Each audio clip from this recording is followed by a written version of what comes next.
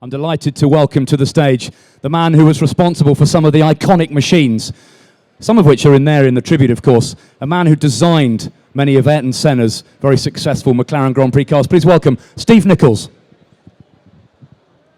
Hello. The disappointing thing, Steve, is we've only got about 10 minutes, and I think in 10 hours we couldn't cover it all. Essentially, there's so much interest in recent months about Ayrton Senna and the Enigma that he was, thanks to the film. Can you sum up in a few minutes the impact he had and what it was like to work with him? Yeah, sure.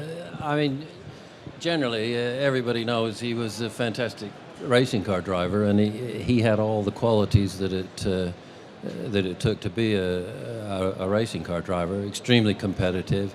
He was very bright, had a very good memory, very sensitive, so he knew exactly what the car was doing, and he was very articulate, so that he could communicate that to the engineer. So that was perhaps the most important thing, is you could develop a relationship with him, engineer to driver, and with that combination you could sort the car out and make it go very quickly. Is it true that he could drive around and he could feel if one of the tyres was a few PSI down, or that if one of the valve springs was about to break, or there was a funny rattle or a noise? And yes, he was very sensitive to all of that sort of thing, very sensitive to minute setup changes. Sometimes on the grid he'd be asking me for a quarter of a PSI change in tire pressures just before the start, which was almost imperceptible, almost more of a mental thing, but it gave him confidence, and so we could do that for him. He was very good at development, working with the engine. Say, if we had him go out and do a long run, he would do all for reliability mostly. While he was out there, because he'd get bored, he'd be doing lots of engine setting changes, different boosts, different revs, and afterwards he could relate to you lap times and fuel economy rates, all sorts of information just straight out of his head without any data required. Yeah. And I guess if he gets the job done an hour and a half later, you just say, whatever. Yeah. Well, he was very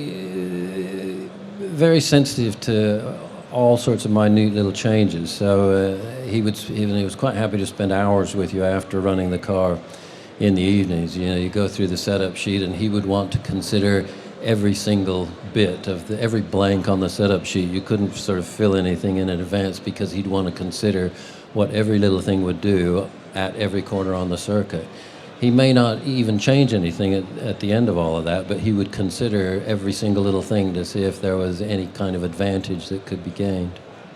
He was so emotional and so passionate about it that were there times when it wasn't all going swimmingly that he would really spit the dummy? He was very emotional, as you say. He was a very warm person, the sort of Latin personality and all of that. But he never spat the dummy with me. He would always work assiduously with you to get the job done. And I was always aware right from the beginning. It put extra pressure on me, and I think everybody at McLaren, because we were dealing with a legend, and I was conscious of the fact that I didn't want to mess anything up for him and for his world championship. But no, he never got at all excited or agitated with me. We always did the best we could, and it always worked out really well. He was very good to the people that worked with him. I know that he could be sharp with the press, and he had some run-ins with them, but for the people around him, for his team of people that made him go fast, he was always really good with us. And he was very appreciative. He would make sure that he thanked you and give you credit for the work that you were doing. So in that respect, he was really fantastic to work with. The MP4-4, which of course won all but one of the 16 races in 1988, Ayrton's first year with McLaren, one of the cars is over on the tribute there. It's, even to this day, it's a remarkably futuristic and sort of way out looking car. What was the thinking behind the switch from the relatively bulky looking MP4 1s, 2s and 3s to this extraordinary long low line car? Well, we didn't go out with that parameter in mind. We didn't have in our minds to create the lowest possible car. I never tried to fixate on any one parameter like that. Always in my mind was try to design the best possible car, taking into consideration everything that you had to work with. So several things came together with that car, starting with the clutch, really. Tilden had produced a smaller diameter carbon clutch for that year, and the smaller diameter clutch meant that the engine people, which in this case was Honda, were able to produce a lower engine. In addition to that, the fuel volume had changed to 150 liters. So we could have this small, low engine, and we had a small, low fuel tank. All we did then was, it seemed logical to us at the time, you wouldn't then sit the driver up tall and proud in front of those small components. So we just laid the driver down to fit within the envelope of the fuel tank and the engine.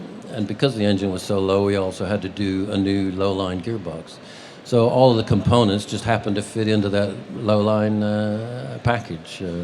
Not trying to think specifically about making the car low, but with the components that we had to work with, that was just the logical outcome. And did the car give you the right sort of messages in wind tunnels and when you were sort of simulating its behaviour pre-season? It looked good to us. We had already, a lot of the aerodynamics were carried over from the MP4-3, the car that preceded. And the design philosophy on the MP4-3 was the same, but the car was taller because we didn't have the low-line engine, we didn't have the small diameter clutch, we had a bigger fuel tank and so forth.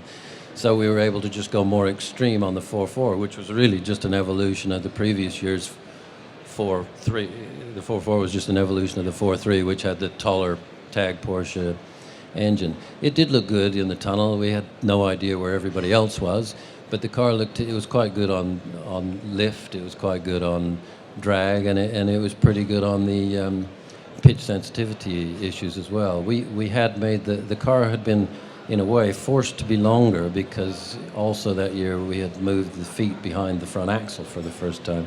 So that increased the wheelbase, but there was a benefit there in that it further enhanced the aero stability of the car.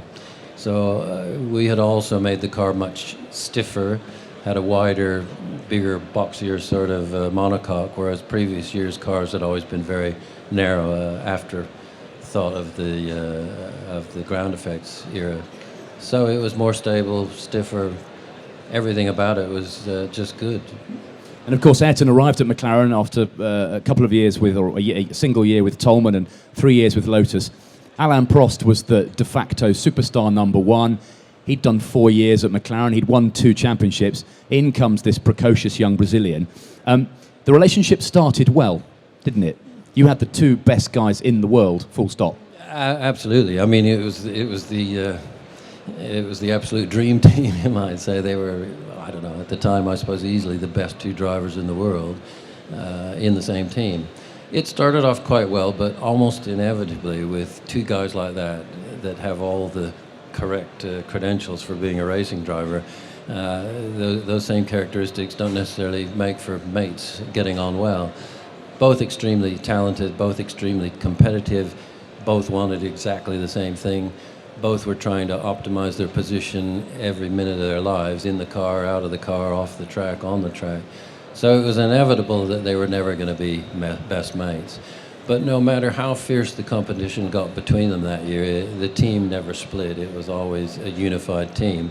And the drivers both, although they, to the outside world, hated each other, they both had the utmost respect for each other and their talents. And in a way, that's partly what made them great.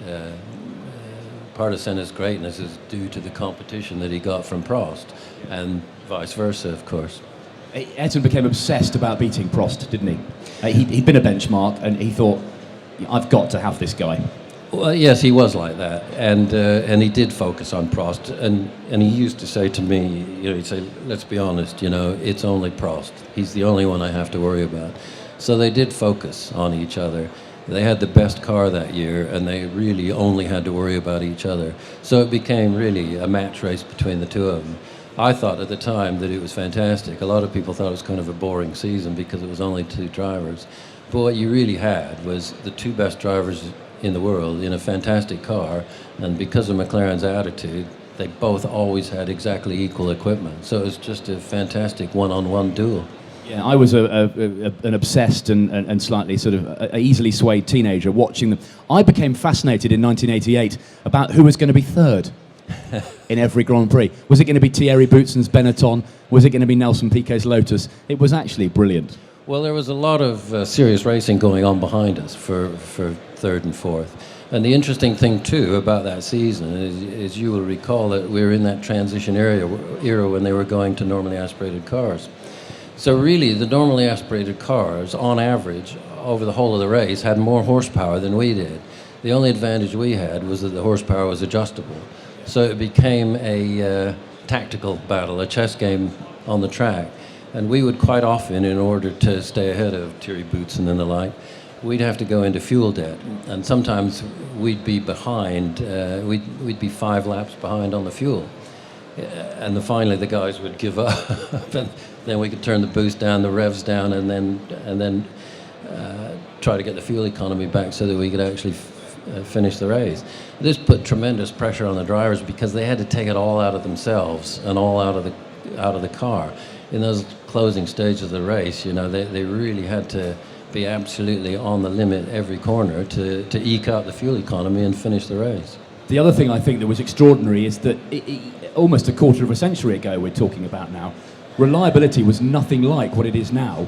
I mean, now everybody finishes. It wasn't so back then, and yet MP4-4 had 2 failures.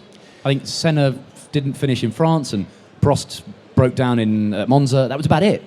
We had remarkable reliability, really, and of course the only race where it sort of bit us was when Prost had an engine failure at Monza, and of course Senna had his famous crash, so neither car finished. But up till then we'd had really remarkable reliability.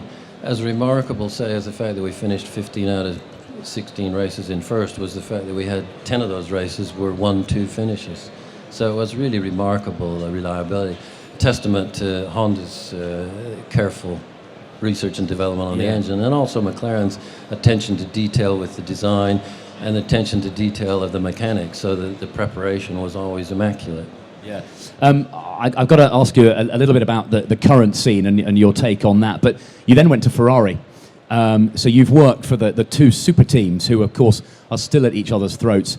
Ferrari, in so many ways, different technologically, culturally, geographically. You have good memories of your time with the Scuderia? Oh yeah, it was working Ferrari was fantastic, and of course all the drivers say they always want to drive for Ferrari.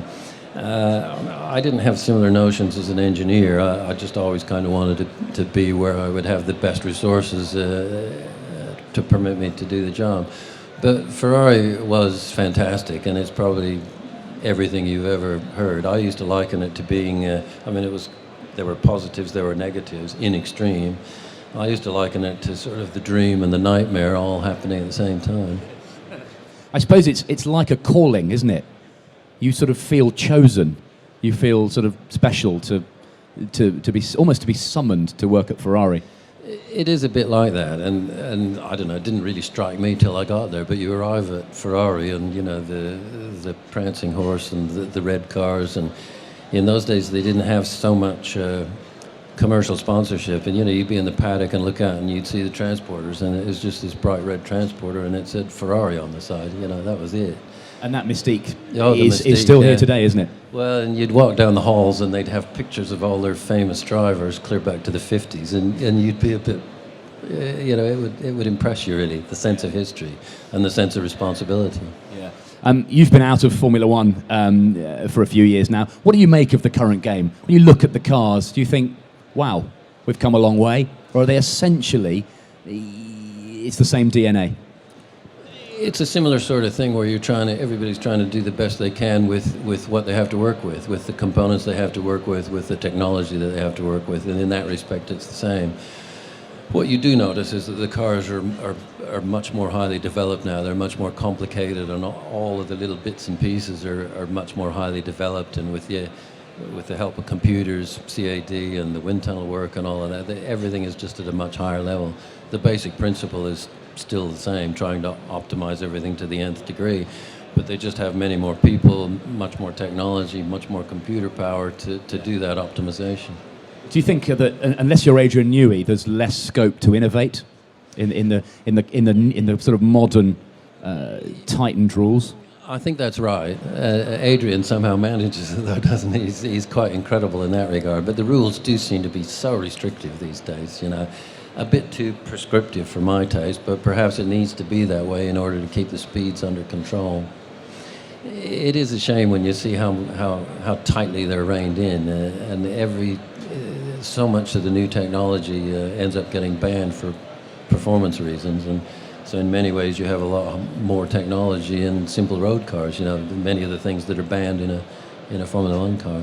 I'd like to see them be a bit more innovative in the rules and a bit more futuristic, say. And for example, if you look at the engine rules coming up, we're going to have 1.6 litre V6 turbos, which is what we had in the 88 car all those years that's ago. That's the last turbo car, isn't it? MP4-4, yeah. So it's not Weird. exactly, it's not really terribly forward-looking, I don't think. No. It would have been nice to see something a bit more radical developed on the engine side. But I bet they'll sound good, and I bet they'll be as fast as anything before it. Yeah, they probably will be. I know some people are worried about the sound, but nobody complained about the sound 25 years ago of the turbo car. That's right, yeah.